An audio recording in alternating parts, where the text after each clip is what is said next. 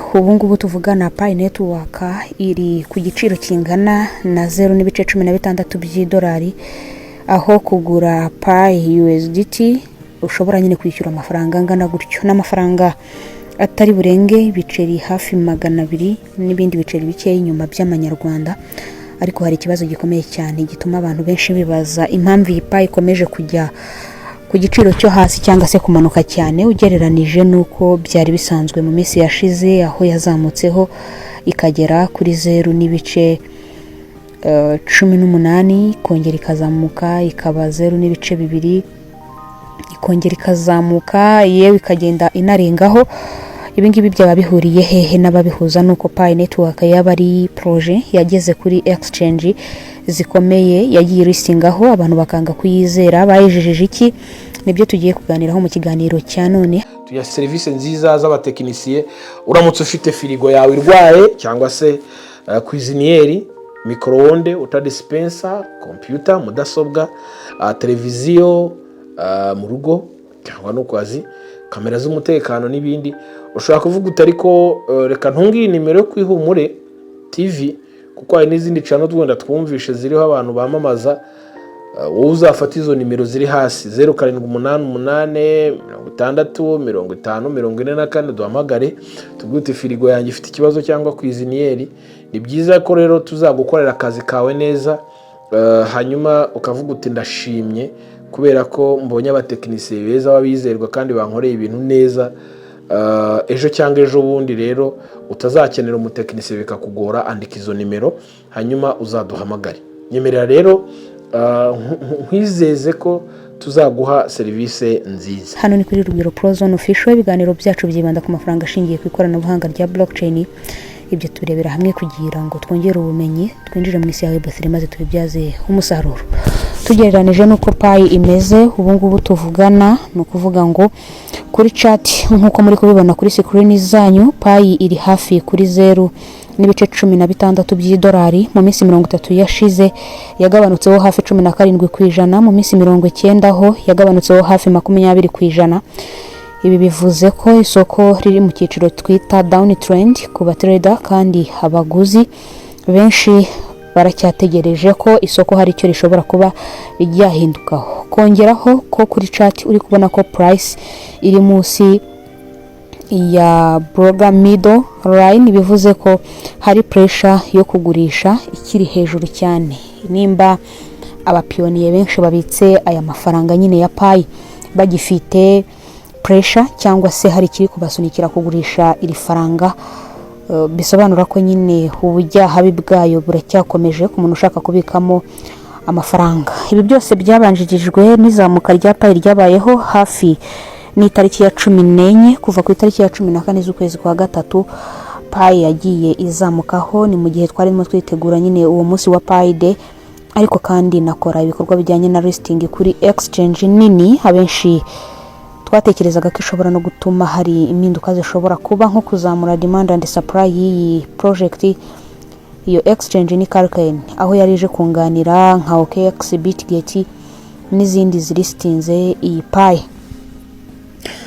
Hari igitekerezo kivuga ko yaba yarageze kuri iyi exchange nize kuza guhurizwaho rumwe n'abitabira iyi exchange. Mu busanzwe iyi exchange yitabirwa n'abantu benshi batandukanye, barimo abanyamahanga ndetse abari muri Europe ndetse n'abari muri Afrika muri rusange. No mu Rwanda birashoboka ko wabukoresha iyi exchange, ariko noneho by'umwihariko abenshi bayikoresha n'abantu bari muri Leta Zunze Ubumwe za Amerika n'ibindi bihugu bifite amafaranga. Pi yari ibonye intambwe nziza rero yo kuba yatangira gukorerwa ibice bijyanye na holding, abenshi bagatangira kubika zino coin.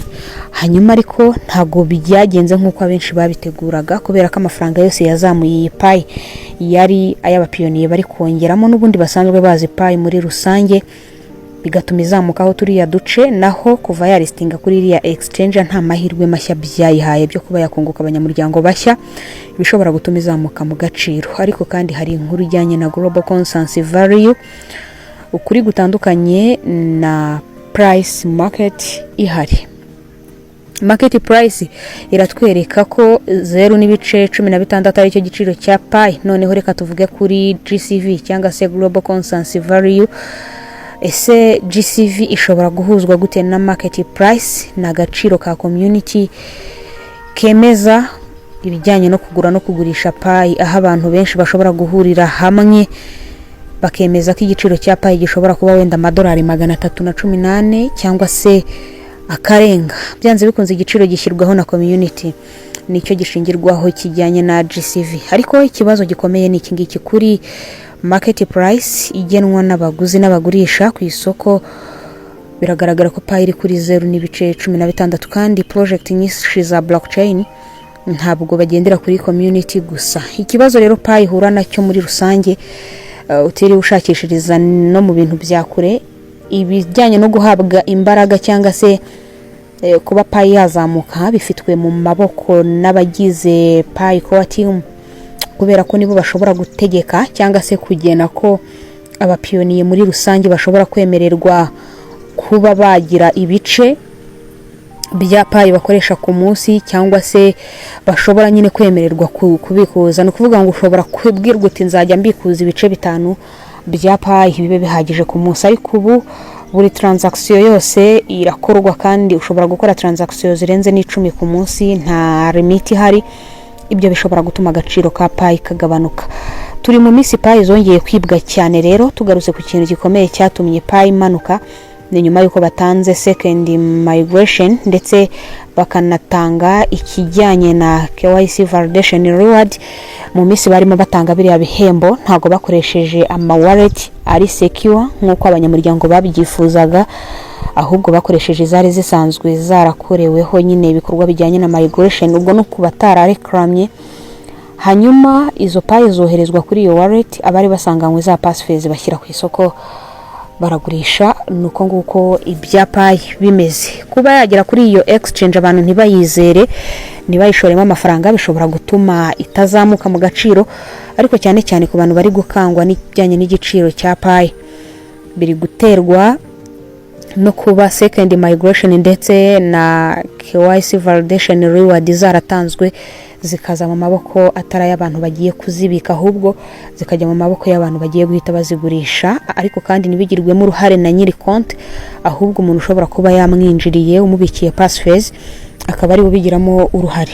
Tujya dukunda kubona comment zivuga ngo ntabwo umuntu ashobora kwinjira kuri wallet ngo adafite passphrase.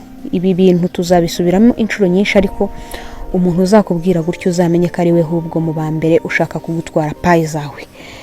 Uburyo PyDex ikozemo nibwo Trust Wallet ikozemo, nibwo MetaMask ikozemo. Haratubika pi, harandi ma wallet menshi tudashobora guhita turondora, ashobora kuzamo na Phantom, aho umuntu ashobora kuba afite ari amagambo yawe ashobora kuba 12 cyangwa 28 mukaba muhuje umutungo, ahubwo bakakurushaho access kubera ko wabikora nk'akazi. Abashobora kuba afite telefone na internet byihuta kurusha ibyawe, ibyo bishobora gutuma mwinjirira mu isoko rimwe akagutanga gukora order, kandi blockchain ifata icyaje mbere. Ibijyanye na global consensus value tubigeranyije na market reality, hani abantu benshi rero bigenda bibacangira. Kuri market urabona ko dufiteho 0.16 by'idolari aricyo giciro cya pi, naho kuri GCV ku bantu bamwe bizera ko pi ishobora kuvunja amadolari ari hejuru y'ibihumbi 314.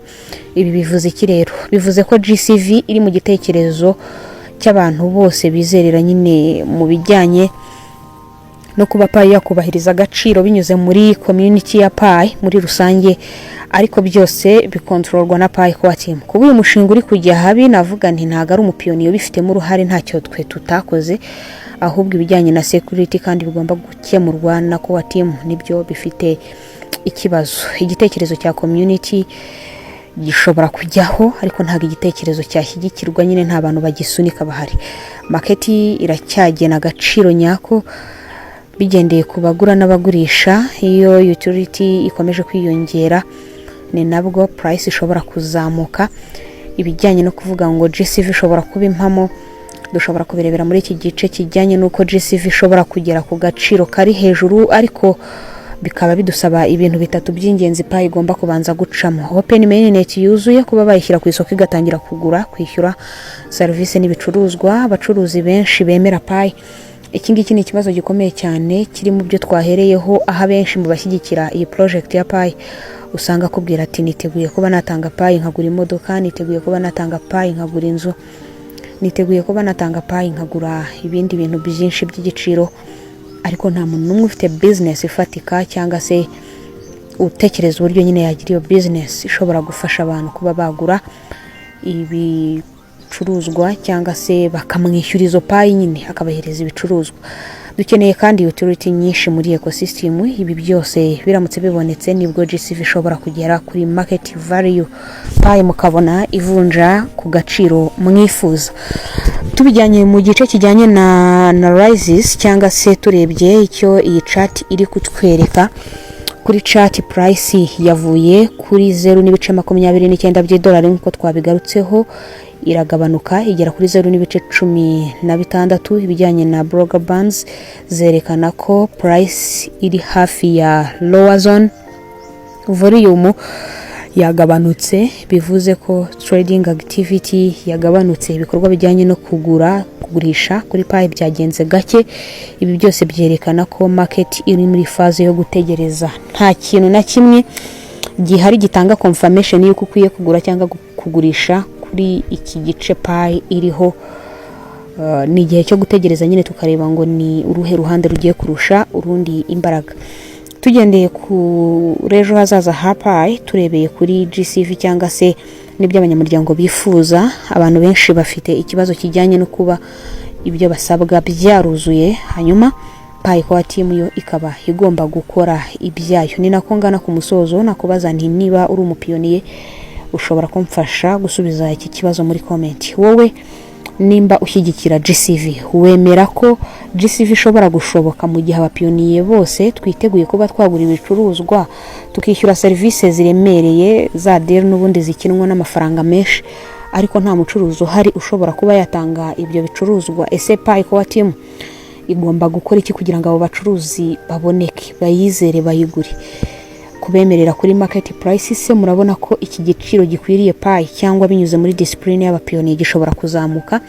Urandika igitekerezo cyawe muri comment. Niba utekereza ko Pi ishobora kongera gusubira ku idolari rimwe cyangwa se kongera kugera ku madolari 3 nkuko yabikoze, ushobora kuza gukomeza kuganira natwe muri comment, hanyuma uze gukanda subscribe kuri iyi channel kugira ngo udacikwa n'andi makuru wajyanye na Pi project n'indi mishinga myinshi ya blockchain. Ni nuko dusoje. Wakoze cyane kutwumva. Dufite group WhatsApp tucishamo amatangazo ajyanye na blockchain, ushobora kutujoininga urebye muri video description ahanditsemo, ubundi tukajya tubana mu biganiro byacu bya buri munsi. Imana ikurinde.